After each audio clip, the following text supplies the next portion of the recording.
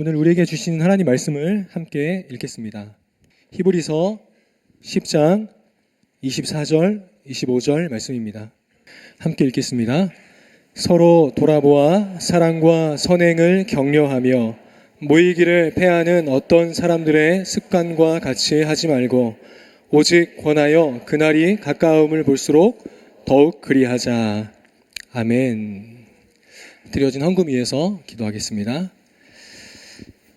하나님, 우리가 먹고 마시고 누리는 모든 것이 다 하나님께로부터 우리에게 주어진 것임을 오늘도 고백합니다. 하나님의 은혜가 아니면 우리는 한순간도 살아갈 수 없는 자들임을 고백합니다. 모든 것 우리에게 허락하신 하나님 감사합니다. 그 감사의 마음을 담아 오늘 우리가 하나님 앞에 우리 예물을 올려드립니다. 작지만 하나님 기쁘게 받아주시고 연금이 하나님 나라 위하여 귀하게 쓰여지도록 하나님께서 늘 간섭하여 주시고 인도하여 주시옵소서. 드린 손길 위에 하늘에 넘치는 복으로 하나님께서 공급하여 주시고 또 드리고 싶지만 드리지 못한 그 아쉬운 마음도 하나님 아쉬우니 하나님 언젠가 기쁘게 하나님 앞에 올려드릴 날이 오도록 하나님 은혜 베풀어 주시옵소서. 감사드리며 예수님의 이름으로 기도드립니다. 아멘. 오늘 우리가 읽은 히브리서 이 말씀은 고난 중에 있는 성도들을 위해 쓰인 편지입니다. 히브리서 독자들은 고난의 큰 싸움을 견디는 중이었습니다. 오늘 우리가 읽지는 않았지만 히브리서 10장 32절로 34절을 보면 이 편지의 수신자들이 어떤 상황인지를 알 수 있는데 기독교 신앙 때문에 많은 사람들에게 비방을 당하고 또 감옥에 갇히기도 하고 재산을 몰수당하는 고난을 성도들이 당하고 있었다는 것을 우리가 알게 됩니다.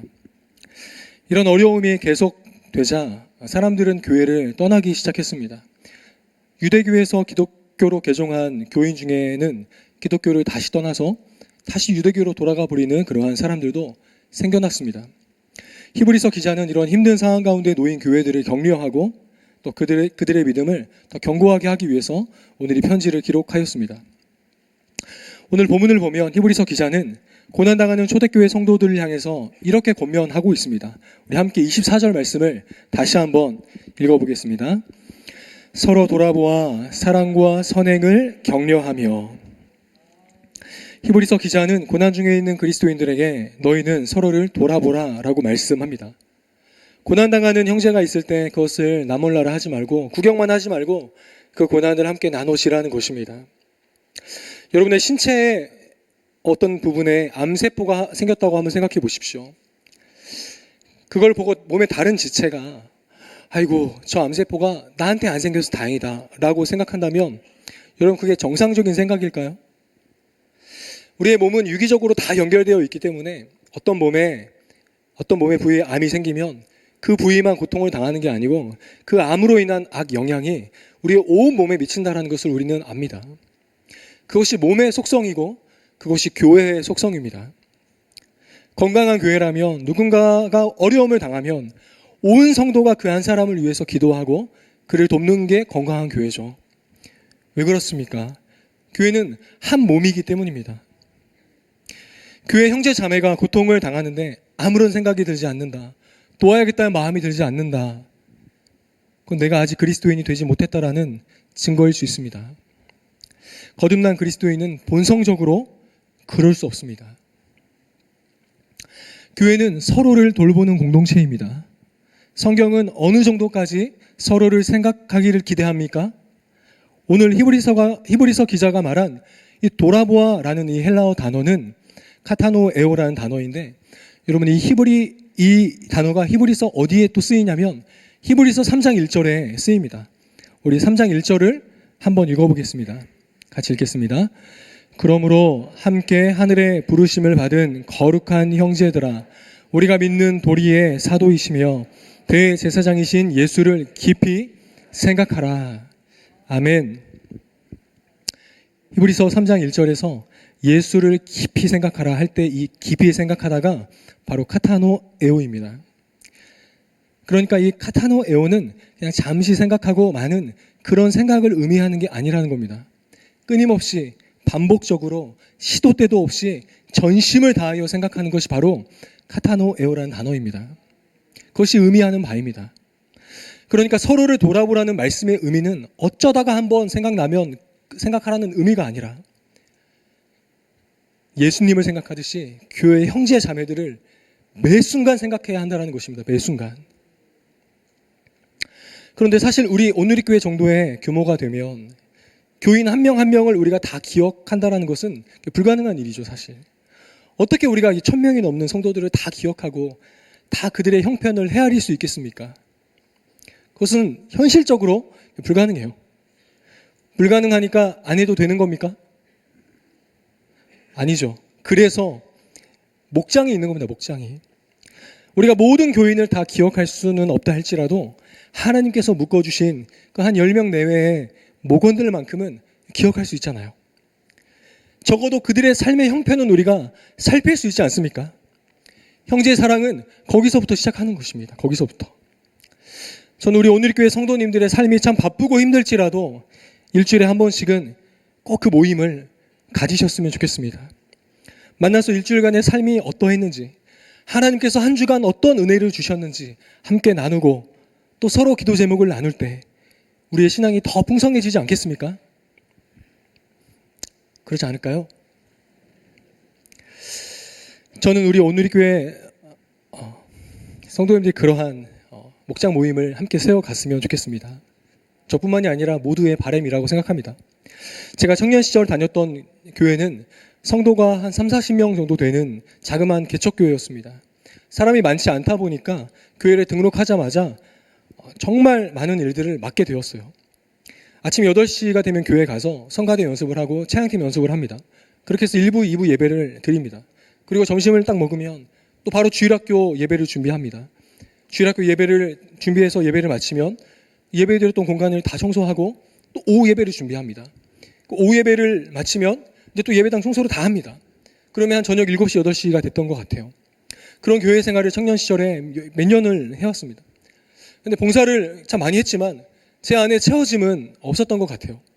그러던 어느 날 제가 친구의 인도를 받아서 대학의 선교단체를 이렇게 따라가게 됐습니다.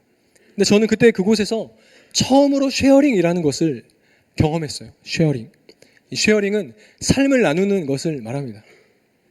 가보니까 이렇게 사람들이 둥그렇게 둘러 앉아서 서로 일주일 동안 어떻게 지냈는지, 요즘 영적인 상태는 어떤지 등을 막 나누는 거예요.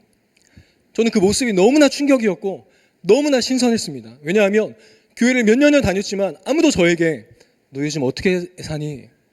요즘 예수님과의 관계가 어떻니? 라고 물어봐주는 사람이 한 번도 없었기 때문이에요. 그런데 그걸 물어봐주는 거예요. 너 요즘 어떻게 지내니? 요즘에도 영적인 상태는 어떠니? 저에게 그 나눔의 시간은 정말 오아시스와 같았습니다. 저는 그곳에서 공동체의 기쁨을 맛봤던 것 같아요. 그리고 어디를 가든지 그런 나눔의 공동체를 세우기를 힘썼던 것 같습니다. 제가 담당하는 청년부는 매 주일 청년 예배 후에 목양 리더 모임을 갖습니다. 그 시간에 뭘 하냐면 매주 한 사람씩 사진과 함께 자기가 이렇게 쭉 자라온 그 이야기를 준비해서 다른 리더들에게 이야기를 해줍니다. 한 30분 정도 자신의 삶에 대한 라이프 스토리를 다 나눠줍니다. 그러면 너무 좋아요. 이렇게 이 친구가 이런 성장의 과정을 겪었구나, 이렇게 살아왔구나라는 걸 알게 되니까 그 친구를 더 이해할 수 있게 되고 더 이렇게 좋은 것 같아요.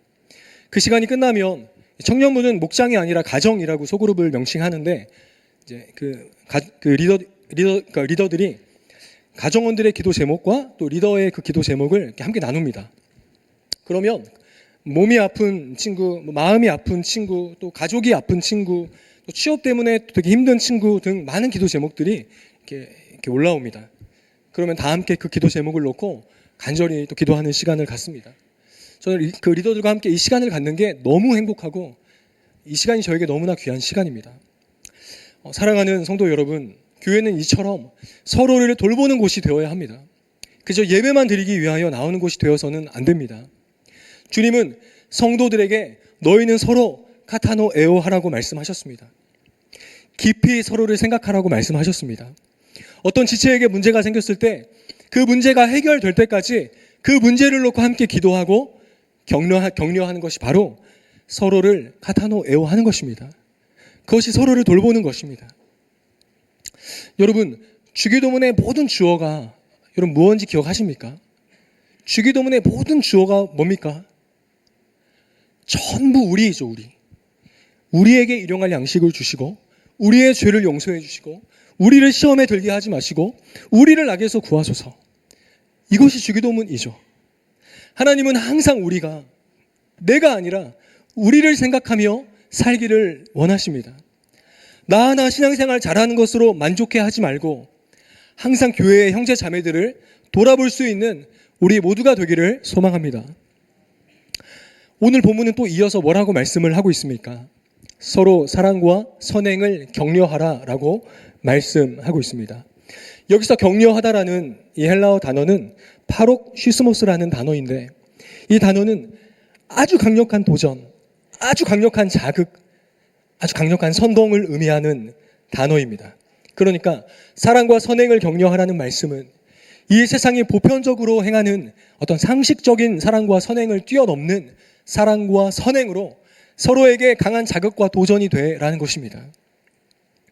여러분, 세상은 대개 내가 손해보지 않을 정도의 그 선에서 사랑과 선행을 행합니다. 돈이 넉넉하게 남아야 남을 돕고, 시간이 넉넉하게 있어야 남을 위해 봉사도 하죠.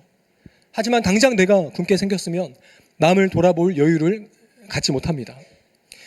이것은 오늘 성경이 말씀하는 사랑과 선행을 격려하는 모습이 아닙니다. 사랑과 선행을 격려한다는 것은 예수님처럼 하는 것입니다. 예수님처럼 사랑하는 것입니다. 예수님처럼 선을 행하는 것입니다.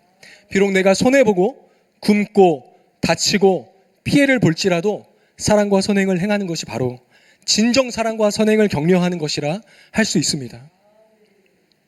제가 이전에 어떤 교회에 목장이 잘 이루어지고 있는 어떤 교회에 탐방을 간 적이 있었습니다.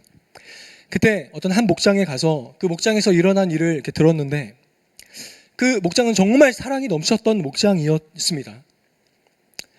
그 교회는 따로 막 전도하는 걸 이렇게 하지 않고 그냥 그 목장을 통해서 전도하는 그런 교회였어요. 그래서 어떤 한 자매분이 그 사랑이 넘치는 그 목장으로 이렇게 전도가 돼서 그 모임에 이렇게 참여했다고 그래요. 근데 이 자매님이 너무 이렇게 목원들이 이렇게 사랑해주고 또 너무 아껴주고 막 그러니까 너무 이렇게 감동이 돼서 남편이 불신자였는데 남편을 그 목장 모임에 데려오려고 엄청 노력을 했다고 그래요. 하지만 남편은 꿈쩍도 하지 않았다고 그래요. 근데 어느 날 안타깝게도 그 자매님의 남편은 갑자기 암 말기 판정을 받게 됩니다. 그래서 남편은 계속 병원에 입원해 있어야 했고, 그 자매는 넉넉하지 못한 가정 형편 때문에 남편을 간호하지 못하고 계속 나가서 일을 해야 했어요. 여러분, 그때 그 목장 사람들이 그 자매를 위해서 무슨 일을 했는지 여러분 아십니까? 모르시겠죠? 네. 담임 목사님은 안 알려주시지만 전 알려드리겠습니다. 네. 네. 조를 짜서 24시간 동안 그 자매의 남편을 계속해서 간호해줬다고 그래요. 그 목원들이 돌아가면서 24시간. 피 한 방울 섞이지 않은 암이었지만 그 자매의 아픔을 진심으로 돌아본 거죠. 진심으로. 그래서 자신들이 할 수 있는 최선의 방법으로 그 가정에 사랑을 쏟아 부은 거죠. 하지만 남편의 그 병세는 더 악화됐고 결국에 그 남편분은 돌아가시게 되었다고 해요. 근데 정말 감동적이었던 것은 그 남편이 돌아가시기 전에, 그 직전에 목장 식구들에게 남긴 말이었어요.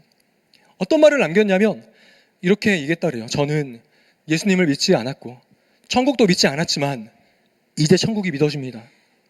그리고 천국이 정말 기대가 됩니다. 왜냐하면 내가 이 병상에서 천국을 경험했기 때문입니다. 나는 이제 죽음이 두렵지가 않습니다.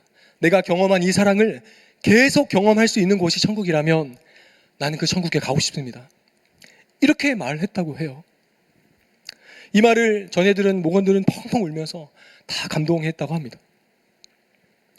사랑하는 성도 여러분, 이런 충격적인 사랑과 선행이 바로 사랑과 선행을 격려하는 사랑인 줄 믿습니다. 세상의 상식을 뛰어넘는 사랑, 제한이 없는 사랑, 끝이 없는 사랑, 예수님이 우리에게 보여주신 그 참 사랑을 우리도 교회 형제 자매들에게 베풀기를 소망합니다. 누가 먼저 해주기만을 기다리지 말고 내가 먼저 그 사랑을 행함으로 다른 성도들을 자극하고 도전할 수 있는 우리 모두가 되기를 소망합니다. 여러분, 이런 그리스도인의 교제와 사랑은 선택사항이 아닙니다. 이것은 우리의 신앙에 있어서 반드시 있어야 하는 겁니다. 왜 그렇습니까? 우리가 매우 연약하기 때문이죠. 우리는 누가 옆에서 붙들어 주지 않으면 도무지 서 있을 수 없는 나약한 존재들이기 때문입니다. 여러분, 우리는 불과 얼마 전에 코로나라는 큰 재난을 겪었습니다. 코로나로 인해서 다 기억하시겠지만 집회가 금지되면서 대부분의 교회가 다 비대면 예배를 드렸죠. 지금 돌아보면 그때 여러분의 믿음과 예배 생활이 어떠했습니까? 처음에는 예배 드리기 위해서 예배당으로 나가지 않아도 되니까 편하다고 생각할 수도 있었을 것 같아요. 하지만 그런 상태가 오래 지속됐을 때 여러분의 예배는 어떻게 되었습니까? 처음에는 비록 예배를 집에서 드린다고 해도 그래도 막 옷도 차려입고 또 의자에 앉아서 바르게 예배를 드렸을 겁니다. 하지만 시간이 지날수록 어떻게 돼갔습니까? 예배 시간 전에 이제 겨우 일어나서 막 침대에 누운 채로 그냥 예배를 드리기도 했을 겁니다. 그러다 나중에는 아예 예배 시간을 놓쳐버려서 부랴부랴 이제 다시 보기로 예배를 드린 사람도 있었을 겁니다. 혼자 온라인으로 예배를 드리면서 많은 사람들이 예배에 대한 집중도가 막 떨어지는 것을 느꼈을 겁니다. 그러면서 우리가 기본적으로 행해야 할 어떤 경건의 그런 생활까지도 많이 흐트러지는 것을 다들 겪으셨을 것입니다. 같은 시간, 같은 공간에서 함께 모여 예배하는 것이 늘 반복되는 일상이기 때문에 그 소중함을 몰랐지만 막상 그것을 할 수 없는 상황이 되었을 때 우리는 그것이 얼마나 소중한 것이었는지를 알게 되었죠. 그렇죠. 우리 신앙과 인격은 단지 좋은 설교 한 편을 들었다고 해서 일어나는 일이 아닙니다. 말씀을 듣는 것으로 끝나는 게 아니라 공동체의 지체들과 함께 그 말씀을 살아내기 위해서 몸부림칠 때 우리 안에 성숙이 일어나는 것입니다. 전 청년 리더들에게 자주 말합니다. 가정 모임할 때 쓸데없는 이야기 나누지 말고 말씀을 나누라고 이야기합니다. 한 주 동안 말씀대로 살기 위해서 몸부림쳤던 이야기들, 말씀대로 살아가다가 그 아팠던 이야기들, 말씀으로 승리한 이야기들을 좀 나누면 좋겠다 말합니다. 그냥 세상에서 나누는 이야기 똑같이 나눌 거면 왜 여러분 교회 오십니까? 그냥 세상에서 세상 친구들과 이야기하면 되지. 굳이 교회까지 나와서 그런 이야기를 왜 합니까? 사랑하는 성도 여러분, 교회 안에서 자식 자랑, 돈 자랑, 사위 자랑, 집 자랑 이런 거 안 하시기를 축복합니다. 안 하시기를 바랍니다. 그런 이야기는 그냥 세상 친구들과 나누십시오. 세상 친구들과. 믿음의 동지들과는 하나님의 말씀을 나누십시오. 하나님의 말씀을. 우리의 모임이 말씀대로 살다가 상처받은 사람들을 서로 위로해주고 기도해주는 그런 모임이 될 수만 있다면 우리는 또다시 한 주를 말씀으로 살아갈 힘을 얻고 돌아가게 될 줄로 믿습니다. 초대교회 성도들은 이 히브리서 말씀대로 하나님을 경배하는 것만큼이나 성도의 교제를 중요하게 여겼습니다. 그들은 하나님을 경배하는 일을 위해서만 목숨 건 게 아니라 성도의 교제를 지켜내기 위해서도 목숨을 걸었던 사람들이었습니다. 초대교회 성도들은 로마로부터 큰 박해를 받았을 때 카타콤이라는 지하 동굴 속으로 들어가서 평생을 그 어두컴컴한 지하 동굴에서 모여서 함께 살았습니다. 어떤 사람은 이렇게 생각할지 모르겠어요. 아니, 큰 핍박이 있으면 그냥 집에서 혼자 성경 읽고 기도하고 예배드리면 되지. 뭐하러 굳이 그 컴컴한 지하 동굴까지 들어가서 평생을 그렇게 힘들게 신앙생활을 했대? 그들을 어리석다고 생각하는 사람도 있을 겁니다. 하지만 그것은 기독교 신앙이 무엇인지를 모르기 때문에 생각하는 것이죠. 그렇게 하나님은 성도를 교회로 부르셨습니다. 성도는 교회 없이는 하나님의 사람으로 온전케 될 수 없습니다. 이 말이 진실이라는 사실을 에베소서 2장 21절과 22절은 우리에게 증언하고 있습니다. 같이 한번 읽어보겠습니다. 건물마다 서로 연결하여 주 안에서 성전이 되어가고 너희도 성령 안에서 하나님이 거하실 처소가 되기 위하여 그리스도 예수 안에서 함께 지어져 가느니라. 아멘. 성경은 뭐라고 말씀합니까? 우리가 서로 연결되어서 함께 지어져 간다라고 말씀합니다. 함께 하나님의 아름다운 성전으로 우리가 지어져 간다라고 말씀합니다. 혹시 이 자리에 설교만 탁 듣고 목사님이 축도하는 그 사이에 재빨리 일어나서 예배당을 떠나는 사람 있습니까? 너무나 안타깝지만 그 사람은 하나님께서 준비하신 은혜 대부분을 그냥 예배당에 두고 가는 사람입니다. 왜냐하면 하나님의 은혜는 성도가 주 안에서 함께 교제할 때 우리 안에 더욱더 온전케 되기 때문입니다. 사랑하는 여러분, 가장 이상적인 교회라 할 수 있는 초대교회 성도들, 초대교회가 어떻게 예배를 드렸는지 한번 떠올려 보십시오. 그들이 어떻게 예배를 드렸습니까? 사도행전 2장 42절은 이렇게 말씀합니다. 그들이 사도의 가르침을 받아 서로 교제하고 떡을 떼며 오로지 기도하기를 힘쓰니라. 이것이 초대교회 성도들의 예배의 모습이었습니다. 그들은 말씀만 듣고 황급히 집으로 돌아가지 않았습니다. 그들은 사도의 가르침을 받은 후 서로 교제하고 떡을 떼며 모여 간절히 기도하는 시간을 가졌습니다. 예배에서 설교를 듣는 것이 가장 우선되고 중요하다고 조금도 의심하지 않지만, 그것이 중요하다고 믿지만 그것이 예배의 전부라고 믿지 않습니다. 예배는 서로 교제하고 떡을 떼며 기도하는 것까지가 예배입니다.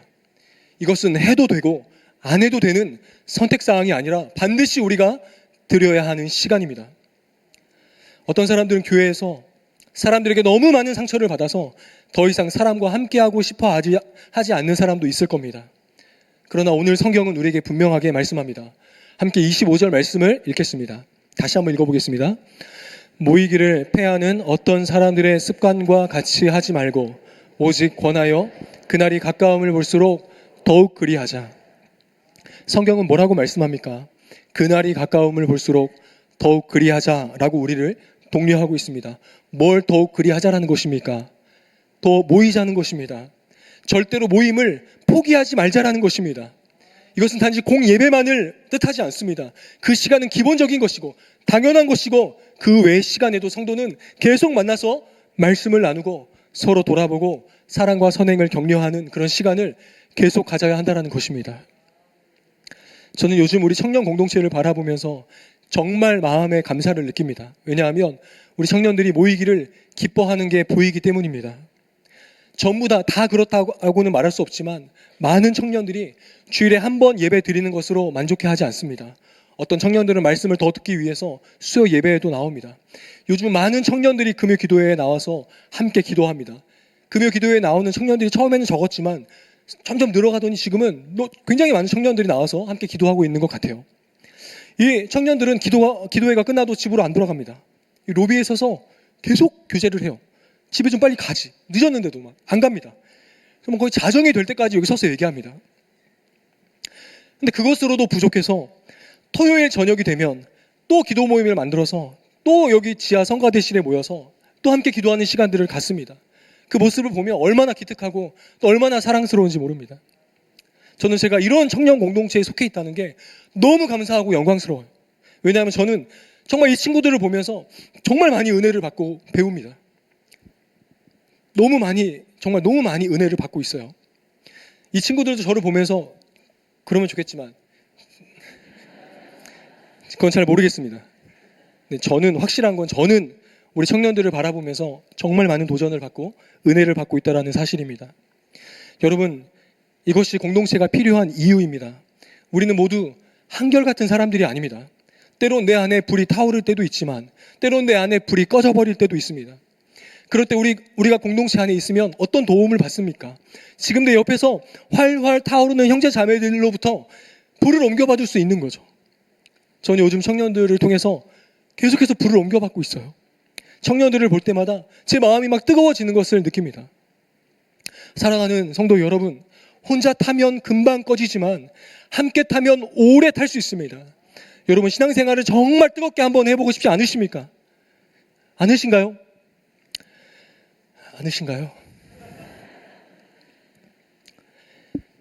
정말 뜨겁게 신앙생활 하길 원한다면 모이기를 힘쓰십시오. 여러분의 영적 성장에 도움을 줄 수 있는 모임에 찾아 나아가십시오. 그것이 목장 모임이든 기도 모임이든 찾아 나아가십시오. 그래서 서로 도전을 주고 받으십시오. 여기에 청년부 예배에 나오지 않는 청년들도 많이 있을 거라고 생각합니다. 여러분, 청년부로 나오십시오. 문이 활짝 열려 있습니다.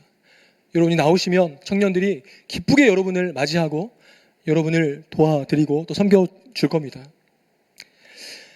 공동체에 소속되어서 사람들과 부딪힌다는 것은 결코 쉬운 일은 아닙니다. 하지만 그럼에도 불구하고 우리는 그 불편함 속에 우리를 자꾸 집어넣어야 합니다. 밀어 넣어야 합니다. 그래야 내 인격이 그 안에서 갈리고 닦이게 되는 것입니다.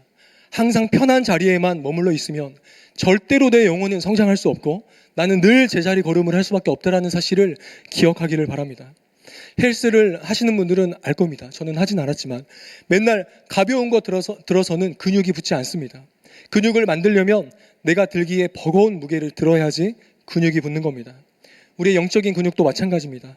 늘 편한 사람들과만, 늘 편한 자리에만 여러분 가기를 원하고 그러고만 있다면 여러분의 인격은 절대로 성장하지 못할 겁니다.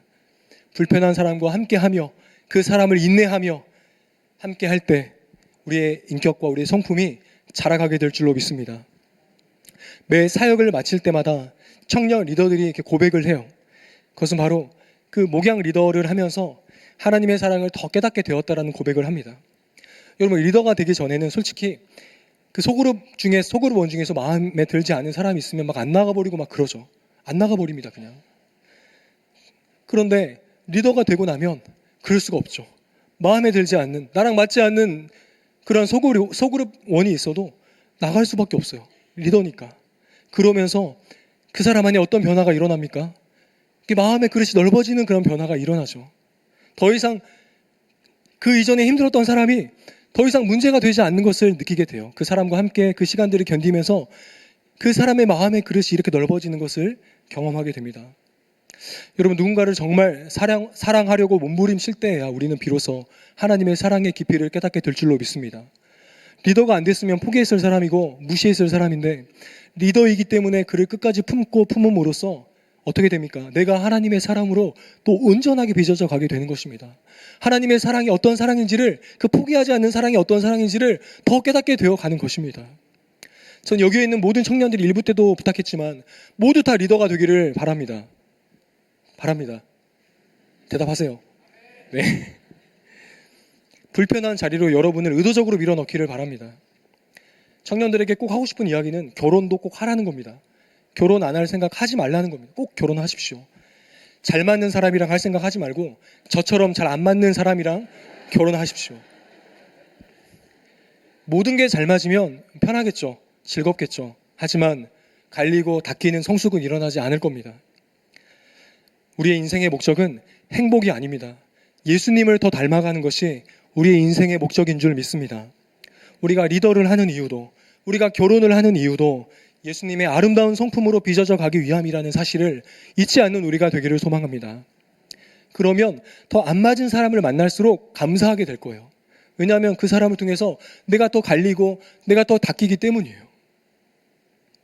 그러면서 내가 더 빛나는 존재로 세워져 가게 되는 것이죠.